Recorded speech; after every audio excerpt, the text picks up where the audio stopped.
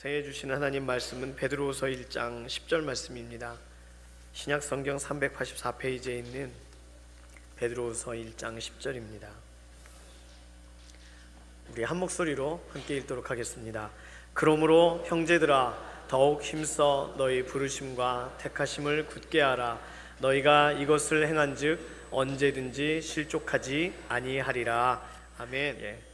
성경은 우리에게 무엇을 행하라 이렇게 명령합니다. 멈춰있지 말라고 도전하는 부분이 많습니다. 고린도전서 7장에서는 부르신 대로 행하라. 에베소서 5장에서는 빛의 자녀들답게 행하라. 우리가 누군지를 강조하는 그런 명령의 본문이 있습니다. 고린도전서 16장에서는 모든 일을 사랑으로 행하라.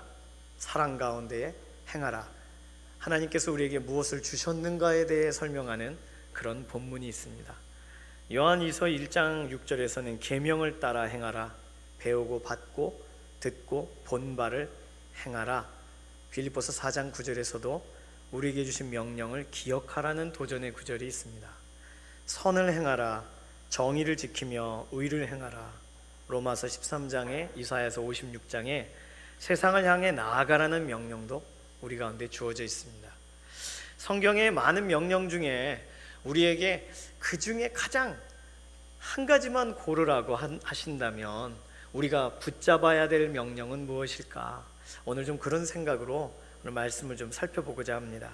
질문을 바꿔서 가장 중요한 명령이라고 하긴 좀 그러니까요, 가장 필요한 명령, 다시 말하면 사명과 연관되면서도 사명 이후에도 필요한 명령, 최선을 다한 이후에도 여전히 우리에게 중요한 명령은 무엇일까? 선을 행하라. 행했습니다. 그 다음에 우리의 삶에 선을 행하라라는 명령을 지킨 그 이후에 우리에게도 유익이 있고 우리에게도 세워질 수 있는, 우리를 살리는 명령은 무엇일까? 선을 행하라. 네, 그것도 맞지만 또 다른 어떤 명령이 있는 것 같아요. 모든 일을 사랑으로 하라. 사랑으로 했습니다. 그런데 허전해요. 그 허전할 그때에 우리 가운데 여전히 명확하게 해주시는 명령은 무엇일까? 그래서 오늘은 그것을 생존 명령, 이렇게 제목을 정해봤습니다. 마지막까지 살아남으라는 명령. 전쟁터에서 총알이 빗발치고 있는데 끝까지 살아남아서 이 조국을 지키자 했던 학도병들, 우리의 전쟁의 역사 가운데는 마지막까지 최선을 다하였던 분들의 이야기들로 가득합니다. 마지막까지 살아남자, 이 고지를 지키자 하였던 그런 지휘관의 명령, 죽지 말라, 생존 명령이죠. 오늘 우리 가운데에 없어서는 안 되는 필수적인 명령은 무엇일까? 우리를 제자리로 돌아오게 만드는 명령은, 우리가 하나님 앞에 바로 세워지게 만드는 명령은, 전하고 나서도 우리의 삶이 붙들려질 수 있는 그러한 명령은 무엇일까? 가장 먼저 기억해야 될 명령, 가장 먼저 생각해야 될 명령은 주 예수를 믿으라 인 줄로 믿습니다. 사도행전 16장 31절에 주 예수를 믿으라, 그리하면 너와 내 집이 구원을 얻으리라 약속하셨습니다. 마가복음 1장 15절에서도 회개하고 복음을 믿으라. 믿음이 신앙생활의 출발점인 줄로 믿습니다. 아직 믿어지지 않는데 어떻게 믿고 바랄 수가 있나요? 신앙이 어떻게 가능한가요? 믿어지지가 않는데. 그래서 우리가 하나님께서 우리에게 주신 사랑이 얼마나 큰지가 믿어졌다면, 그 다음에 주님께서 우리 가운데 어떻게 우리의 삶을 주관하고 인도해 가시는지에 대해 그 인도하심이 믿어지고 채워주심이 믿어지고 믿어지는 한 해가 되시기를 소망합니다. 올 한 해도 우리의 주인이 누구신지에 대한 믿음은 흔들리지 말아야 될 줄로 믿습니다. 우리에 대한 계획이 가장 온전한 품으신 뜻을 가지고 계신 분이 누구신가 했을 때 우리 예수님, 우리 주님이신 줄로 믿습니다. 그래서 우리가 예수님의 이름으로 기도하는 거예요. 예수님의 이름을 붙들고 나아가는 거죠. 그래야 그분께 해답을 얻고 그분께 응답을 얻기 때문입니다. 문제가 있을 때 주님께 아뢰고, 아픔이 다가올 때에 주님 품에 안기면 해답 되신 주님께서 우리의 삶을 이끌어 가실 줄로 믿습니다. 두 번째의 명령은 그 주님을 믿고 살아가는 동안 우리에게 계속 요구되는 명령은 그분을 따르라는 명령입니다. 나를 따르라. 마태복음 4장 19절에서는, 마가복음 1장 17절에서는 나를 따르라, 내가 사람을 낚는 어부가 되게 하리라 하셨습니다. 우리 주님은 우리를 통해 많은 사람들이 별과 같이 빛나기를 원하세요. 그래서 그 사람들을 주님께 인도하는 일과 상관 가운데 우리의 모든 일과들이 매칭이 될 수 있도록 우리의 삶을 연결시켜 주셨습니다. 그런데 우리가 주님을 따르지 않으면 우리는 우리 가운데 주어진 일들만 할 뿐이에요. 한 해의 결과가 너무 자명합니다. 우리의 육신의 열매들만 더 많이 보게 될 것입니다. 성령의 열매는 어디서 찾아볼 수 있는 것일까? 고민의 자리가 있다면 그것은 누구를 따르지 않기 때문에 발생하는 일입니까? 주님을 따르지 않기 때문에 발생하는 일입니다. 주님을 따르면 우리는 흔들리지 않게 될 줄로 믿습니다. 주님께서 말씀하셨죠. 요한복음 10장 20절에 내 양은 내 음성을 들으며 나는 그들을 알며 그들은 나를 따르느니라. 우리를 알아주시는 분이 계신데, 우리를 이해해 주시는 분이 계신데 어떻게 따르지 않을 수가 있겠습니까? 목자 되신 주님을 우리가 알게 된다면, 목자 되신 주님을 경험하게 된다면 우리의 삶의 순간순간 주님이 누구신가에 대한 명확한 지식들이 말씀을 통하여 확인받게 되는 삶의 순간순간이 찾아올 때에 우리는 또 주님을 따르게 되고 또 주님을 향해 나아가는 복된 한 해가 될 줄로 믿습니다. 그리고 세 번째로 우리가 기억해야 될 것이 있다면, 오늘 우리가 함께 읽으신 본문, 우리의 생존을 위한 명령으로 주어진 본문이 베드로후서 1장 10절인 줄로 믿습니다. 다시 한번 읽을까요? 그러므로 형제들아 더욱 힘써 부르심과 택하심을 굳게 하라. 너희가 이것을 행한즉 언제든지 실족하지 아니하리라. 아멘.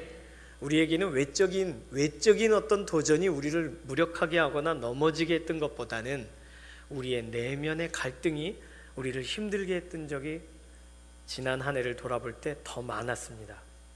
최선을 다한 날에 오히려 우울해지거나 오히려 우리의 마음이 힘들게 되는 것은 단지 몸이 피곤해서만이 아닙니다. 외적인 일을 견디느라 내면이 피폐해졌기 때문이겠죠. 다시 말하면 우리의 영적인 아킬레스건이 누군가로 인하여 다쳤을 때 우리는 똑바로 서지 못하게 됩니다. 실족하게 됩니다. 발을 잃어버린다, 걸을 수 없게 된다. 실족이란 말 안에는 발을 헛디뎌서 넘어진다는 포함 안에 발을 잃어버린다는 뜻까지 포함되어 있습니다. 오늘 본문에서는 무언가를 굳게 하면, 무언가를 붙잡으면 실족하는 일이 없다고 약속해 주십니다. 언제든지 실족하지 아니하리라. 부르심과 택하심을 굳게 할 때, 앞서서 말씀드렸던 주 예수를 믿으라 해도 나를 따르라 라는 구절에도 없었던 강조된 표현이 오늘 본문엔 기록되어 있습니다. 더욱 힘써서 라는 표현이 들어있습니다. 더욱 힘써서 부르심과 택하심을 굳게 하라. 주님을 믿고 주님을 따라가는 삶이 우리 가운데 계속되는 과정 가운데에 더욱 힘써 우리가 해야 될 일, 모든 것을 다 일을 마친 후에 집에 돌아와서도 우리의 마음이 허전한 상태로, 우울한 상태로, 잃어버린 상태로 되어지지 않을 수 있는 유일한 약속의 근거는, 실족하지 않게 되는 힌트의 구절은 부르심과 택하심의 문제가 우리 가운데 오늘도 확인받고 있는가에 대한 말씀인 줄로 믿습니다. 너와 내 집이 구원을 얻으리라. 구원 문제가 해결되었다고 생각해 보십시오. 사람을 낚는 어부가 되게 하리라. 사명의 문제 가운데 우리는 사명을 받고 믿음으로 달려가는 중이라고 생각해 보십시오. 그런데 우리의 구원을 흔들 수 있는 것도, 우리의 사명에 대한 것을 무력하게 할 아무것도 우리에게는 없지만, 그러나 우리의 내면이 공격을 받고 넘어지게 되는 실족, 다시 말하면 확신의 문제가 우리의 삶에는 계속 대두되기 때문입니다. 그래서 오늘 본문은 간단하게도 두 단어만 기억하라. 아주 교육적이고 명확한 본문입니다. 저를 따라해 주십시오. 부르심, 택하심. 이것만 기억하면 된다고, 이것만 굳게 붙잡으면 된다고 말씀하고 계십니다. 부르심은 무엇입니까? 소명, 콜링을 말합니다. 하나님께서 나를 부르셨다, 이것을 말합니다. 그럼 택하심은 하나님께서 나를 택하셨다. 너무 당연해요. 하나님이 다른 사람을 택하고 다른 사람을 부르셨다가 아니라 나를 부르셨고 나를 택하셨다는 사실이 명확하게 되어진 오늘부터 올 한 해의 시작은 달라질 줄로 믿습니다. 왜 이 두 단어가 중요할까요? 이 두 단어는 우리가 누구인지를 설명해 주는 가장 기본적인 바탕이 되기 때문입니다. 이 두 단어는 하나님이 누구신가를 말해주기 때문입니다. 하나님은 우리를 부르신 분이시며 택하신 분이시고, 그러면 왜 부르셨고 왜 택하셨을까요? 어떠한 목적, 어떠한 이유 때문에 택하시고 부르셨을까요? 자녀가 태어나고 자녀의 출생을 축하하고 기뻐하는 자리에 가시면 이 자녀가 이러이러한 사람이 될 거니까 자녀를 기뻐하는 사람은 아무도 못 봤습니다. 이 자녀는 이러한 목적으로 출생하게 됐으니까 나의 부모를 위한 어떠한 일들을 해줄 것이다, 그래서 자녀를 막 기뻐하지 않아요. 그냥 자녀가 태어난 것 자체로 기뻐하고 즐거워합니다. 사랑하니까. 하나님이 부르시고 택하신 이유는 사랑하셔서입니다. 로마서에서는 이 부분을 더욱 명확하게 자주 말씀하고 있는데, 사랑이 전부인 거죠. 사랑 때문에 부르신 거죠. 사랑은 무슨 일을 하느냐 안 하느냐의 문제와 연결되어 있지 않습니다. 사랑은 그런 모든 것을 압도하는 힘이기 때문입니다. 하나님이 우리를 부르심은 부정하게 하심이 아니요, 하나님이 우리를 택하심은 우리를 사랑으로 인하여, 우리를 사랑하심으로 인하여라고 성경은 설명합니다. 그래서 우리가 아직 죄인 되었을 때에 하나님께서는 그분의 사랑을 우리에게 확증하셨다고 합니다. 어떤 방식으로 확증하셨냐면 선택하심으로, 예수님을 보내심으로. 그래서 우리 가운데서 그 사랑을 확증해 주십니다. 하나님은 누구십니까? 사랑이시니까요. 하나님이 사랑이시기 때문에 우리는 그분 앞에 붙들림 받고 그분 앞에 새로운 삶의 기회를 얻고 부르심과 택하심 안에서 우리의 한 주간의, 하루간의, 1년간의 삶이 시작되는 줄로 믿습니다. 부르심과 택하심이 우리의 마음에 굳게 세워져야 하는 두 번째 이유는 하나님이 무슨 일을 행하고 계시는지를 설명해 주고 있기 때문입니다. 원래 성경적인 순서상 부르신 것보다 택하신 것이 먼저입니다. 그런데 베드로는 부르심이 먼저라고 얘기하고 택하심이 나중인 것처럼 설명합니다. 우리가 느낄 때에는 부름받은 것이 먼저이고 나중에 돌아보니까 나를 택하셨구나 라고 뒤늦게 깨닫게 됐기 때문입니다. 선택했으니까 부르신 거죠. 창세전에 택하시고 우리를 부르사, 성경은 그것을 설명합니다. 택하고도 부르지 않는다면, 가까이 하지 않는다면 그것은, 그 선택은 바른 선택이 아니기 때문일 것이죠. 그러나 하나님께서는 우리를 선택하셨고 우리를 부르시고 우리를 쓰실 계획을 가지고 계십니다.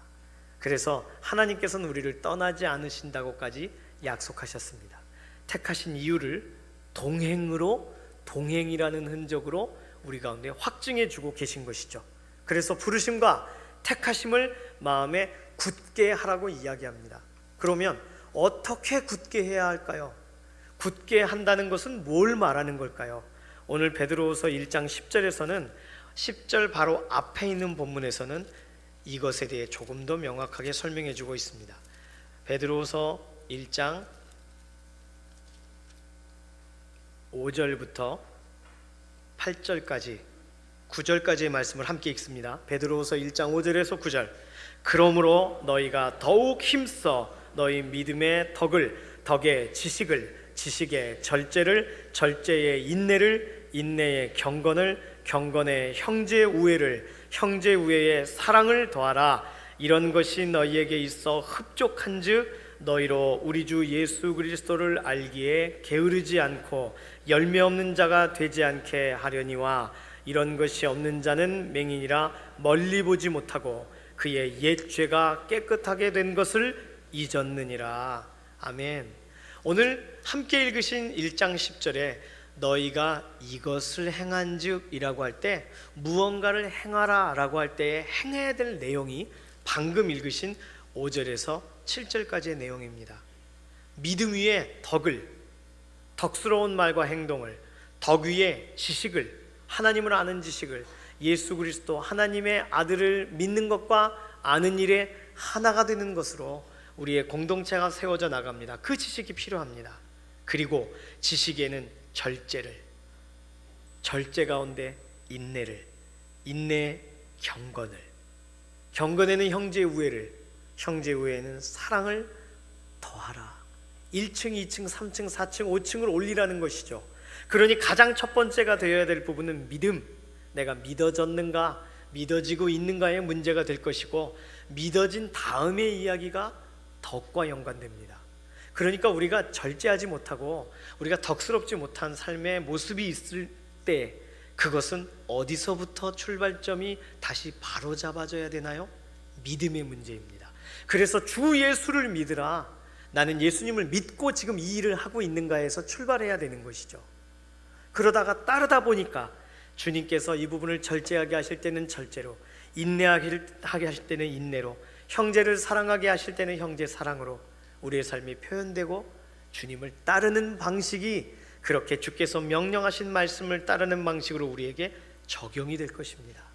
그렇게 되면 8절과 9절이 이야기합니다. 이런 것이 너희에게 있어서 흡족하게 되면 너희는 열매 없는 자가 되지 않는다. 그러니까 실족하지 않는 거예요. 실족하는 이유는 최선을 다했는데 열매가 보이지 않기 때문이겠죠. 그러나 주님께서 우리의 삶을 이렇게 인도해 가시고 우리 마음 가운데에 채워주시는 공급하심이 있을 때, 물론 이것은 주 예수를 믿으라, 그리고 주님을 따르라는 명령에 순종한 이후에 진행되는 결과입니다. 그럴 때에 우리 가운데에 열매 있는 순간이 찾아오고 주님의 채우심과 공급하심을 경험하게 되고, 그래서 우리는 실족하지 않게 되는 줄로 믿습니다. 그러나 이 자리에 서지 못하게 될 때는 9절입니다. 이런 것이 없는 사람은 볼 수 없는 사람이라. 무엇을 못 보냐? 멀리 있는 것을 보지 못합니다. 오늘 내 앞에 일은 볼 수 있지만 하나님이 이 일을 통과하셔서 무슨 일을 진행해 가시는지에 대해서의 지식과 식견이 없어요. 멀리 보지 못해요. 그래서 오늘 울고 오늘 힘겨워하고 오늘 흥분하고 오늘 답답해합니다. 잠시 후에는 내가 부드러워질 것이고 녹아질 것이고 하나님이 인도하실 것이라는 사실이 분명히 있는데도 불구하고, 하나님의 섭리가 우리 눈앞에 열려 있는데도 불구하고 멀리를 보지 못합니다. 그리고 무엇을 보지 못하냐면 나의 죄가 깨끗하게 된 것을 볼 수 없어요. 잊어버립니다. 다시 말하면 부르심과 택하심의 문제를 잊어버리는 거죠. 그래서 1장 10절로 가서 더욱 힘써 너희 부르심과 택하심을 굳게 하라. 이 이야기는 결국은 믿음의 자리로 돌아가라. 그렇죠? 그래야 너희가 이것을 행한즉, 부르심과 택하심이 명확하게 된 상태에서 믿음의 문제에서부터 출발한 사람만이 덕과 지식과 절제와 인내와 형제의 우애, 사랑, 하나님께서 우리에게 공급하신 것이 채워지고 온전하게 되어져서 정말 그리스도의 장성한 분량에 충만한 데까지 이르게 되는 놀라운 은혜가 우리 가운데 이루어질 줄로 믿습니다. 부르심과 택하심의 문제가 이렇게 중요해요. 믿음의 문제가 이렇게 중요합니다. 그래서 오늘 첫 시간 첫 자리에 우리가 함께 나온 거예요. 오늘 이 자리에 함께 믿음의 한 해의 출발을 하시는 동역자분들은 하나님 살아계심과 하나님을 찾는 자들에게 하나님께서는 상 주시는 분이라는 사실을 믿으시며 오늘 한 해를 시작하시는 줄로 믿습니다.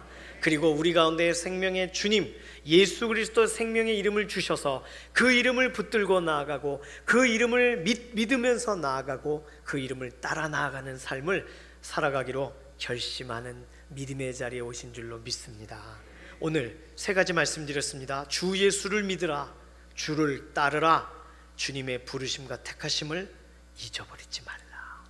이 세 가지가 우리 가운데에 우리가 어느 상황과 환경 가운데 있을지라도 우리를 일으켜주고 새롭게 하며 살아있게 하는 하나님의 명령인 줄로 믿습니다. 이 명령으로 살고 이 명령으로 오늘을 바라보고 이 명령으로 달려가시는 믿음의 한 해 되시기를 소망합니다. 이 시간에 함께 기도하겠습니다. 이 시간에 기도하실 때에는 주님을 믿고 주님을 따르고 주의 손을 붙드는 한 해 되기를 원합니다. 이렇게 자원하시는 기도로, 우리의 가족으로 올려드리는 기도로 이 시간 2, 3분 정도 통성으로 기도합니다. 살아계신 하나님, 오늘 우리에게 은혜 주셔서 주 앞에 출발하게 해주셔서 감사합니다. 우리의 마음은 어떤 때는 녹아질 때가 있고 어떤 때는 무뎌질 때가 있습니다. 그러나 하나님, 우리를 매 순간 새롭게 붙잡아 주셔서 주의 은혜 가운데 우리의 삶을 붙들어 주시며 확신 가운데, 말씀 가운데 세워주심을 감사합니다. 하나님, 우리의 걸음과 걸음을 주관하여 주셔서 실족지 않게 하시는 주님이 누구신가에 대한 분명한 지식이, 그래서 그 온전한 믿음 가운데서 우리의 삶의 덕과 지식과 우리 가운데의 절제와 형제우애와 사랑과 우리가 소망하는 그러한 놀라운 은혜들이, 성령의 열매들이 우리 가운데 채워져 나아가는 것을 보는 한 해 되게 하여 주시옵소서. 주님을 신뢰합니다. 주님을 바라보며 나아가기를 원합니다. 우리의 모든 고백 하나하나를 사로잡아 주셔서 하나님의 크고 놀랍고 온전하신 계획 가운데 우리를 써 주시옵소서. 우리뿐만 아니라 우리의 가족도 기억하시며 우리 가족들 한 사람 한 사람들이 주 앞에 한 걸음 더 나와 믿음 가운데의 한 해를 출발하는 그런 새로운 출발점들을 얻게 하여 주시옵소서. 하나님, 우리가 기도하고 간구한 모든 것 가운데에 주의 역사를 기대합니다. 주님을 바라봅니다. 인도하여 주시옵소서. 한 해의 시작을 주 앞에 의탁합니다. 더욱 주님 동행하심이 믿어지는 한 해 되게 하여 주시고 주님의 인도를 따르는 한 해가 되게 하여 주시고 주님께서 우리를 부르시고 택하셨다는 사실을 잊지 않는 확신의 한 해 되게 하여 주시옵소서. 감사드리며 살아계신 예수님의 이름으로 기도드립니다. 아멘.